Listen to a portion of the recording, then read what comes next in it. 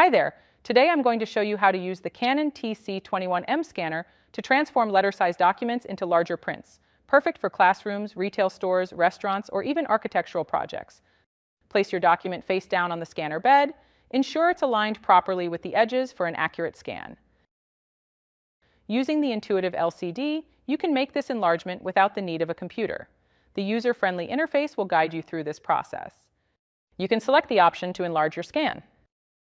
The TC-21M allows you to scale letter-sized documents up to an impressive 24 inches wide, perfect for posters, hand-drawn designs, or visual aids. Want to create a larger composite image? The TC-21M can scan multiple pages and seamlessly stitch them together into one big poster. Simply follow the on-screen prompts to scan each page in order. Once you've completed your scan, review the preview to ensure it looks perfect.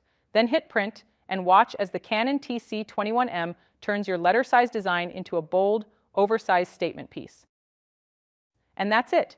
With the Canon TC-21M, enlarging your documents has never been easier. Whether you're crafting an eye-catching sign or a detailed architectural plan, this printer-scanner combo has you covered.